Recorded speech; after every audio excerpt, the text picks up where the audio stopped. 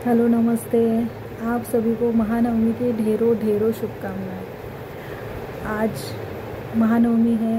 1 तारीख से लेकर जो 22 सितंबर से जो हमारी शारदीय नवरात्र जो चालू हुई है, वहाँ से लेके हर एक दिन हमारे लिए एक तपस्या थी। हमारे लिए बहुत एक आध्यात्मिक अनुभव लेने का समय था। तो हर एक दिन हम माता रानी से प्रार्थना करते थे, हर एक दिन हम उनकी सेवा करते थे। बहुत से लोगों ने उनके लिए व्रत रखा होगा, बहुत से लोगों ने उनकी उपासना की है, बहुत से लोगों ने उनके सामने अपनी दुख पीड़ा रखी है कि माता रानी इसका कुछ हल निकाले। बहुत से लोगों ने माता रानी का जगराता किया, जैसे मैंने शेयर किया है कि हमारे घर में भी जगराता था। तो इस तरह से हमने हमारी नवरात्रि सेलिब्रेट की है। तो कोई आध्यात्मिक रूप से करता है, तो कोई सिर्फ सोशल मीडिया के लिए करता है। पर एन के एन प्रकारेण ये ज़रूरी नहीं है कि हम कैसे कर रहे हैं। ना करने से बेहतर है कि थोड़ा बहुत कुछ करें। ठीक है, तो सबने करा है और सबको माता रानी उनके हिसाब से जो उनके लिए योग्य हो वो वैसा फल दीजिए, ऐसी प्रार्थना करते हैं। और आज के वीडियो की शुरुआत करते हैं। तो बहुत से दिन हो गए, एक लॉन्ग वीडियो आया नहीं था। मुझे भी अच्छा नहीं लग रहा था, क्योंकि मुझे अब आदत हो गई है अपने थॉट, अपने जो कुछ विचार आते हैं वो मैं यहाँ पे शेयर करती हूँ, अपने कुछ अनुभव शेयर करती हूँ। तो मुझे भी बहुत सी आदत हो गई है। तो जब एक ऐसा दिन आता है जब वीडियो या अपने विचार साझा नहीं करती हूँ, उस दिन मन में कुछ खालीपन लगता है। तो हाँ, एक आदत हो गई है।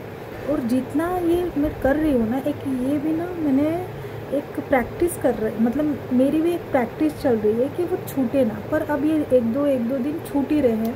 जैसे कुछ सेलिब्रेशन आता है, जैसे कुछ व्रत त्यौहार आते हैं, तो उस समय पे समय नहीं मिलता है। और जब समय मिलता है तो मैं ऐसे मतलब व्लॉग जैसे होता है वैसे मैं बनाने की कोशिश करती हूँ। बने बने ना बने बने, पर ये शुरुआत है। कहीं ना कहीं से देखो, कल जाके मैं परफेक्ट बनकर हर चीज़ में, मतलब हर चीज़ में एडिटिंग आनी चाहिए, हर चीज़ में वॉइस देखना चाहिए, हर चीज़ में देखकर सब सीख कर 10 साल बाद बनाने से अच्छा है कि अब जितना सीख रही हूँ उसमें ही मैं अपने विचार, थॉट जो कुछ है विदाउट एडिटिंग साझा करूँ। रॉ दिखाओ ना, जो ओरिजिनल है वो दिखाओ। आप जितना बनाया बहुत खूबसूरत जितना बना के आप थाली में परोसते हो, उससे पता है क्या होता है, उससे ना बहुत लोगों का मॉरल ना डाउन होता है। मतलब उनके विचार, उनको कुछ आया होगा भी मन में कि चलो मैं ट्राई करता हूँ, मैं ट्राई करती हूँ, मैं प्रयत्न करती हूँ कि मैं थोड़ा कुछ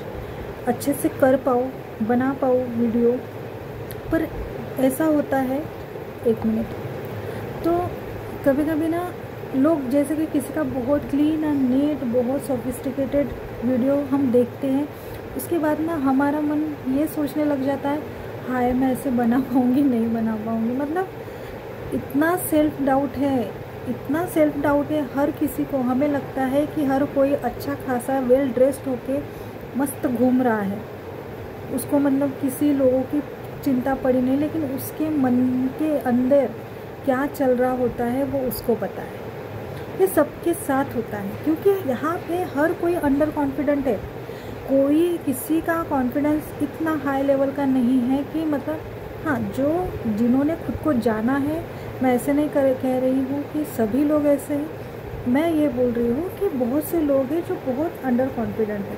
तो उस वजह से ये होता है कि वो शुरुआत ही नहीं कर पाते। तो मैंने सोचा, देखो पहले इतने सालों से यूट्यूब कब से है यूट्यूब 2008-9 से यूट्यूब लॉन्च हुआ है। 7 से या 6 या 5, 2005 से ऐसा है। तब तक मतलब हमारे पास तो फ़ोन मतलब दूर दूर तक नहीं थे, हम छोटे थे, हमको कुछ समझ में नहीं आ रहा था। लेकिन हम फ़ोन कब से यूज़ कर रहे हैं, हमसे कम पढ़े लिखे हैं। मतलब पढ़े लिखों की भी बात नहीं है। कभी कभी लगता है कि हम इतना पढ़ते हैं, हमने कितनी क्या कहते हैं उसे, हमने कितनी एग्ज़ाम्स के लिए प्रिपरेशन, कितना ये सब कुछ कर रखा। और कभी कभी ऐसे लगता है, कुछ लगता है, बोलने की ज़रूरत नहीं है, लगता है। तो हम मुझे लगता है कि मैं कितना पीछे रह गई, जबकि मैं सब कुछ जानती हूँ इस बारे में, कैसे वीडियोस क्रिएट करने हैं, कैसे एडिट करने हैं, एडिट के बारे में सीख रही हूँ, लेकिन कैसे एडिट कर सकते हैं, बहुत सी चीज़ें हैं जो हमें कर सकते हैं, लेकिन हम क्या करते हैं, अंडर कॉन्फिडेंट, हम सोचते हैं हम नहीं करेंगे, तो उसके वजह से वो रह जाता है। तो टॉपिक ये है, देखो मेरा हर कोई वीडियो आकर यहीं पे जाएगा, आध्यात्मिक चीज़ों पे, ठीक है। मैं एन केन प्रकार जैसे तैसे जो भी जैसे भी हो, मैं आपको ईश्वर से ही जोड़ूंगी। मैं आपको कभी ईश्वर से विलुप्त नहीं होने दूंगी। मेरा हर एक शब्द ईश्वर की ओर ही जाता है, क्योंकि उनके सिवा हमारा कोई नहीं है, मेरा तो कोई नहीं है। जो है मेरे ईश्वर है, जो है मेरे इष्ट है, जो है मेरे मालिक है। तो यही है। तो जो रोज़ मैं ना वीडियोस बना रही थी ना, एक लूप आ गया था, एक कांस्टेंट चीज़ हो रही थी, तो मुझे बहुत अच्छा लग रहा था। पर ये जो बीच में जो रुकावटें आ गई, मतलब बिना वीडियो के, तो मुझे ना सच में बहुत खेद हुआ उसके लिए।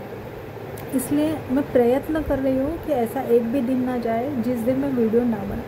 जितना हो सके मैं वीडियोस बनाऊंगी, अपने थॉट्स शेयर करूंगी, और इसमें मैं अपडेट करके रखूंगी। इसमें मैं देखूंगी खुद को कि हाँ, मैं 4 साल पहले, 10 साल पहले, 20 साल पहले ऐसी थी, ऐसे बात करती थी, ऐसे दिखती थी। ये एक मेरे लिए डॉक्यूमेंट हो गया, ठीक है।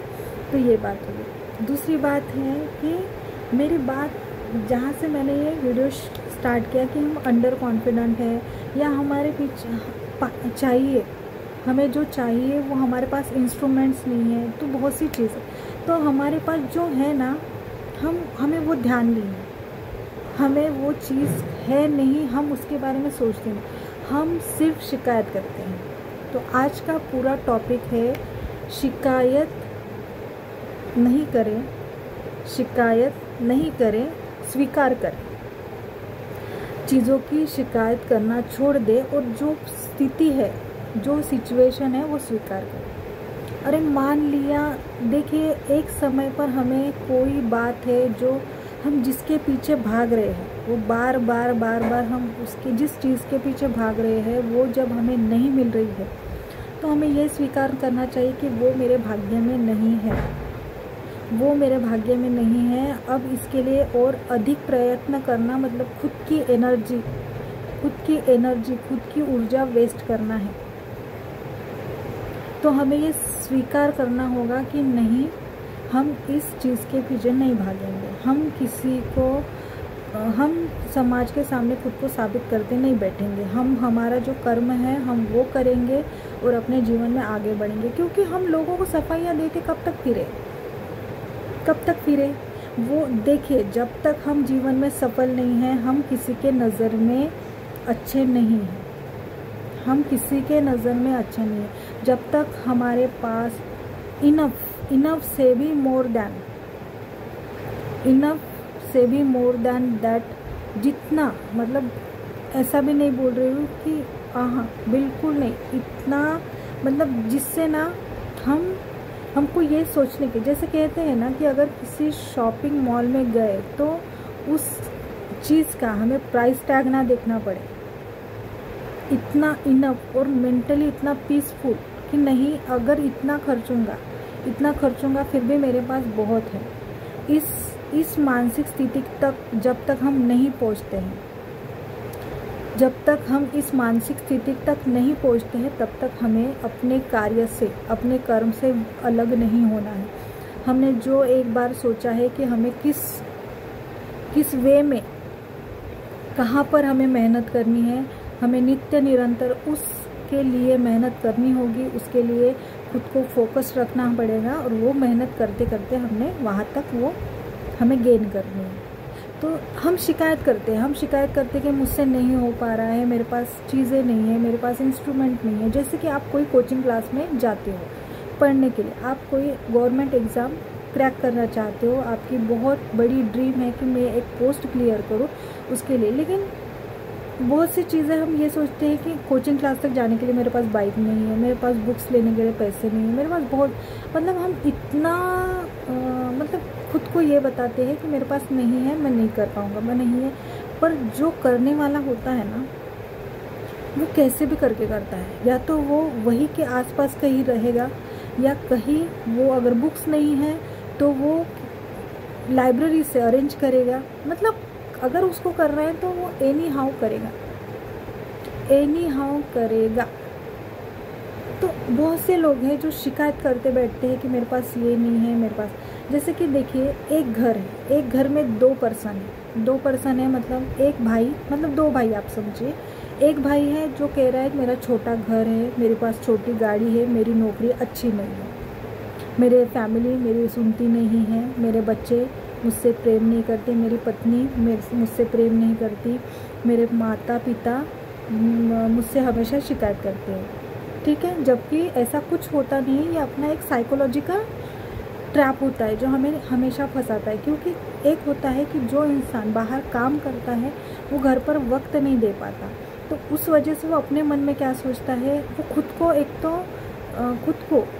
तो गुनहगार सोचता है कि मैं इनको वक्त नहीं दे पा रहा हूँ, माता पिता की तबीयत के बारे में नहीं पूछ रहा हूँ, तो जो कुछ भी है ऐसा कुछ रहता है। ठीक है, तो वो शिकायत भरा है, उसका पूरा शिकायत भरा है। वो ईश्वर से हमेशा शिकायत ही करता रहता कि मेरे पास ये नहीं है, मेरे पास अच्छी नौकरी नहीं है, मेरे पास घर नहीं है, मेरे पास मेरे आजू बाजू के लोग खराब है। वो हर चीज़ के लिए शिकायत करते रहता है। और उसी का दूसरा भाई है जो ये कहता है कि भगवान आपने जो भी मुझे दिया है वो मेरे लिए बहुत काफ़ी है। मेरे मतलब ऑफिस से घर आने के लिए मेरे पास जो भी हो, सेकंड हैंड हो, जो भी हो, टूटी फूटी, मेरे पास कार है। ठीक है, या कुछ बाइक होगी वो होगी।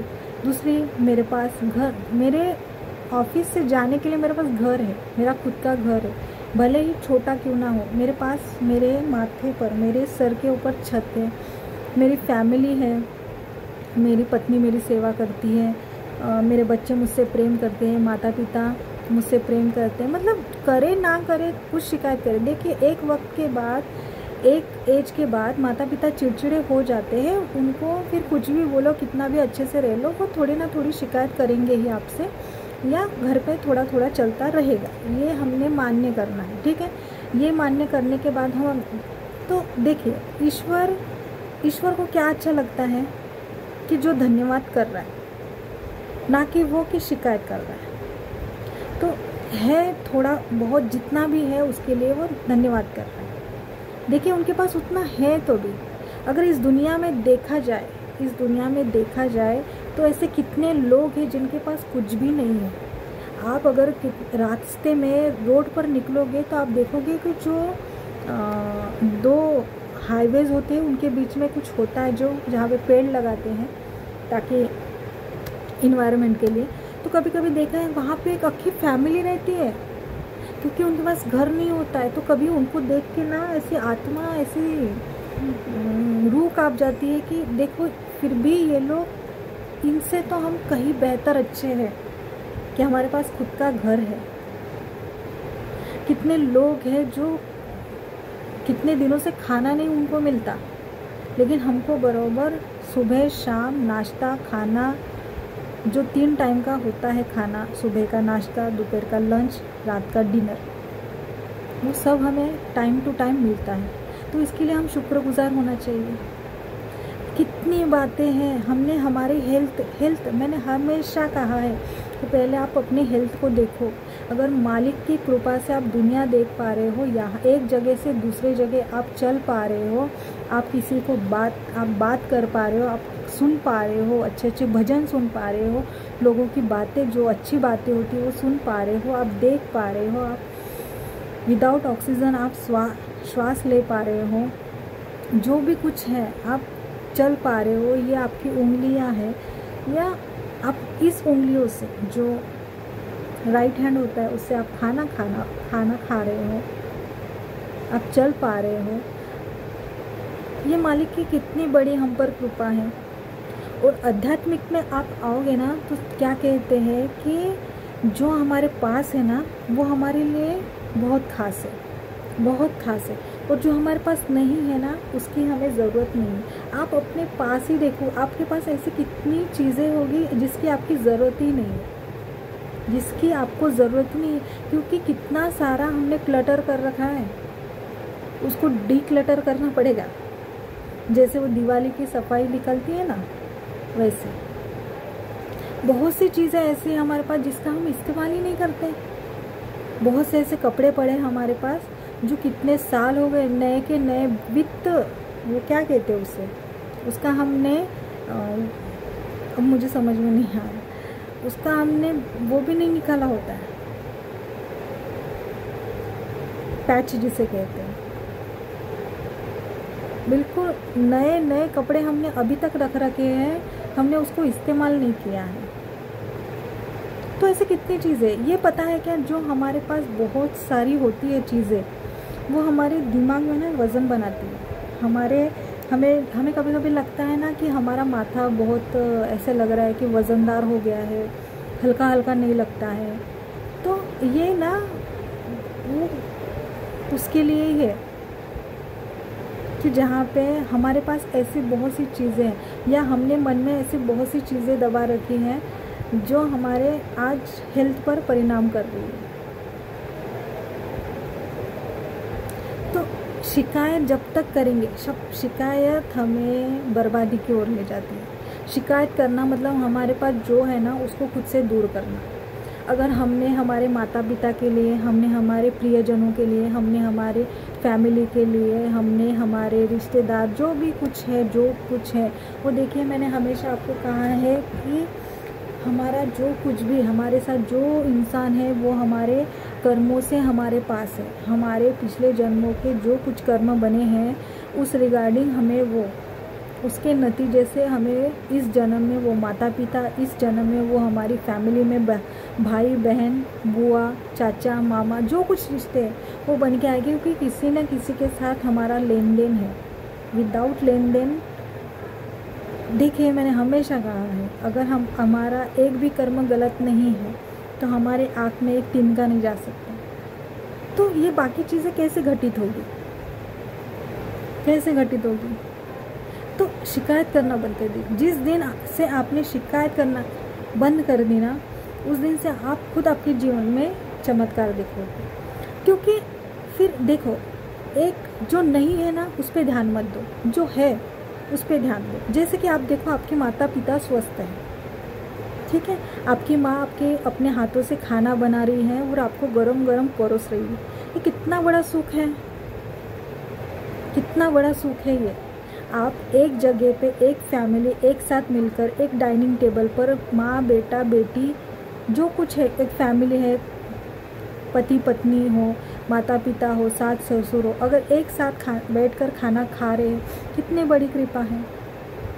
किसी के पास फैमिली नहीं है, किसी के पास घर नहीं है, मतलब बहुत सी चीज़ें हैं कि देखा जाए ना तो छोटी छोटी चीज़ों के लिए भी धन्यवाद किया जा सकता है। तो शिकायत करना बंद कर दीजिए, और जो नहीं है वो स्वीकार कीजिए। स्वीकार करेंगे ना तो आधी से ज़्यादा प्रॉब्लम तो ऐसे ही सॉल्व हो जाएगी, ऐसे ही सॉल्व हो जाएगी सच में। क्योंकि एक जगह एक समय पर मैं ना हर चीज़ के लिए शिकायत करती थी कि मेरे साथ ही क्यों, मेरे साथ ही क्यों, मेरे साथ ही क्यों। पर जब से जीवन में थोड़ा, मतलब जैसे मेरे कर्म कटने शुरू हुए, जैसे मेरे जीवन में थोड़ी आध्यात्मिकता आने लगी, पहले थोड़ी थोड़ी आई, फिर बाद में एक इंसिडेंट, मतलब जीवन में कहते हैं ना, भक्ति एक तो ईश्वर की कृपा से मिलती है, नहीं तो दर्द पीड़ा हमें ईश्वर भक्ति की ओर ले जाती है। तो मेरे लिए दूसरा ऑप्शन था। तो दुख दर्द पीड़ा से गुजर कर मैं यहाँ तक आई हूँ। तो मुझे पता है, और मैं नहीं चाहती कि किसी के जीवन में ऐसा हो, लेकिन जिसको सबका अपना अपना सबक होता है वो सीखना होता है, और हम सबक सीख कर ही हम यहाँ तक आते हैं। तो कभी देखिए, जो हमारे प्रारब्ध में लिखा है, हमने जो इतने जन्मों के हमने जो कर्म कर रखे हैं, अच्छे बुरे जो कुछ भी है, उससे हमारा प्रारब्ध बना है। बस ये है कि प्रारब्ध कभी भी हमारे सामने आ सकता है, कभी भी, उसका ना दिन है ना समय है, और हमें कुछ पता नहीं है। तो उसके लिए हमने तैयार रहना। और कभी आया जीवन में ऐसा समय भी आता है कि कभी कभी इतना गंदा होता है ना हमारे साथ, मतलब इतना बुरा होता है ना, उस समय हमें लगता है कि ईश्वर है कि नहीं। हम सीधे परमात्मा के अस्तित्व पर प्रश्न करते हैं, हम हमारे ईश्वर पर प्रश्न करते हैं कि आप हो कि नहीं, पर यकीन मानिए वो हमारा प्रारब्ध है। पता नहीं मालिक ने हमें उस प्रारब्ध से बचाने के लिए क्या रचना रच रखी होगी। बस हमें वो पेशेंस से वो सिचुएशन हैंडल करनी है, अपना माथा गर्म ना करते हुए। अगर सामने से वार हो रहे हैं, सामने से अटैक हो रहा है, तो उस समय शांत हो जाइए और मुख में, मन में सिर्फ ईश्वर को रहने दीजिए, सिर्फ ईश्वर का नाम लीजिए। तो ईश्वर का नाम लीजिए, उस समय क्या होगा, एक तो आपको हिम्मत मिलेगी और ईश्वर से इतना कहिए कि हे ईश्वर, हे मालिक, आपने जो मेरे लिए रच रखा है वो मैं एक्सेप्ट करता हूँ, वो मैं स्वीकार करता हूँ। आप मुझे शक्ति दीजिए, आप मुझे शक्ति दीजिए कि इस प्रारब्ध को मैं शांति से आपका नाम जप कर इसको काट सकूँ। क्योंकि पाप तो भोगना पड़ेगा, कर्म का जो आपके ऊपर बाण आएगा वो आपको सहना पड़ेगा, वो आपको कोई नहीं बचा पाएगा उससे, क्योंकि वो कर्म है। कर्म एक छोटा हुआ तीर है जो बराबर हमें ढूंढ लेगा, बराबर वो हमें ढूंढ लेगा और वो हमारे साथ घटित होगा। तो उसके लिए हमने तैयार रहना है। हमने जीवन में, देखिए, एक उम्र के बाद, एक जो छुई मुई का उम्र जब निकल जाती है और जब हम स्ट्रॉन्ग बनते हैं धीरे धीरे, जब हमें दुनियादारी पता चलती है, दुनियादारी हमें तब पता चलती है कि जब हम जीवन में ठोकरें खाते हैं, जब हम गलतियां करते हैं और गलतियों के बदले जब हम सीखते हैं, ठीक है, तो उसे कहते हैं हम दुनियादारी सीखना। और वो इस आज के युग में बहुत ज़रूरी है। ये जो कलयुग है ना, ये कलयुगी माया ये हम पर इतनी हावी हो रही है कि अगर हमें पता भी है कि सामने वाली चीज़ें गलत है, फिर भी हम वो करेंगे। वो इसलिए करते हैं क्योंकि हम भ्रम में हैं।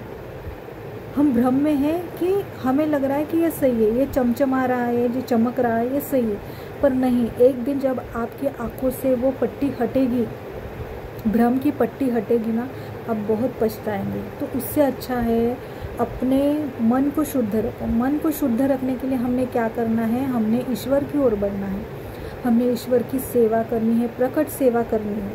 देखिए, प्रेमानंद बाबा भी कहते हैं कि क्या हमें ईश्वर की कृपा माता पिता की सेवा से मिल जाएगी? हाँ, मिलती है, पर आपको उसके बाद भी आपको ईश्वर की सेवा करनी पड़ेगी, ईश्वर की सेवा करनी पड़ेगी। देखिए, ईश्वर से अपना रिश्ता इतना मजबूत बनाइए कि आपके पास सिर्फ एक ही ऑप्शन रहे, वो भी ईश्वर।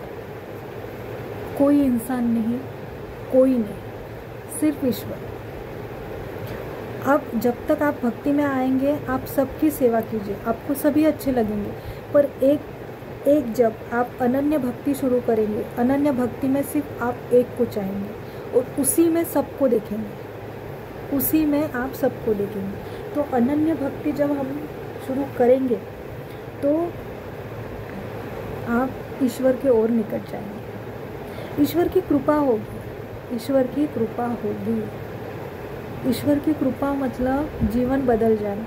फिर किसी चीज़ का कोई चिंता नहीं रहती, किसी चीज़ की नहीं, क्योंकि हम ये सोचते हर बात पर हम ये कहते हैं कि ईश्वर की इच्छा। जैसे मैं कहती हूँ महादेव की इच्छा, शिव की इच्छा, वो जो चाहेंगे वही होंगे मेरे साथ। आपने अभी नरसिंह अवतार मूवी देखा होगा, एनिमेटेड था।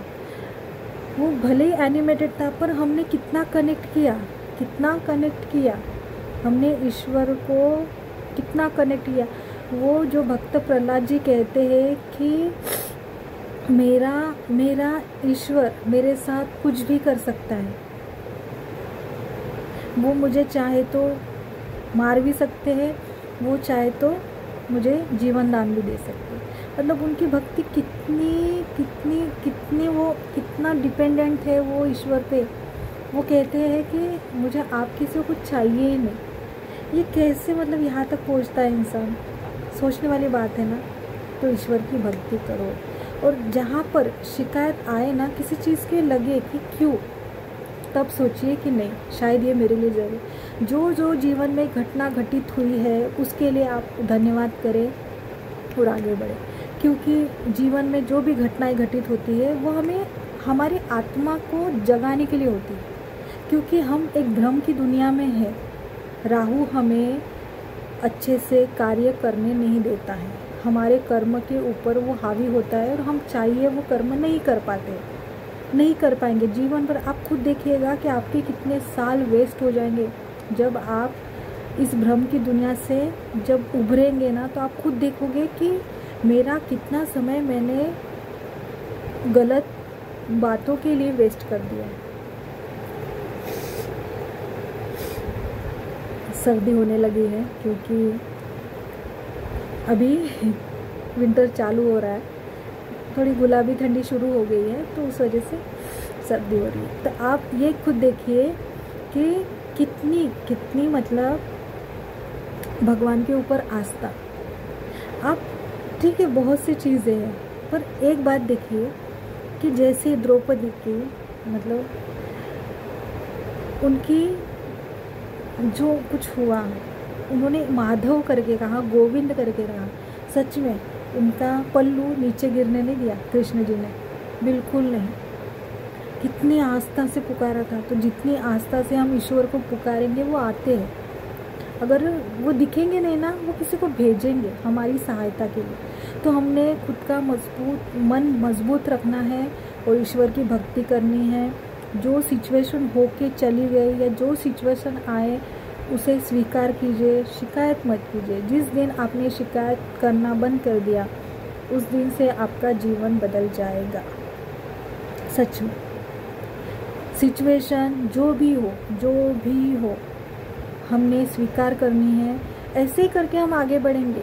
हम जीवन के अनुभव लेने आए हैं, ठीक है, और हम आत्मा को आगे ले जाने आए हैं, ना कि हम एक ही चीज़ के पीछे बैठे रहे और अपना जीवन समाप्त करें। ठीक है, तो सबने ईश्वर की भक्ति करनी है, सबने ईश्वर की सेवा करनी है। नाम जाप जितना हो सके उतना करना है।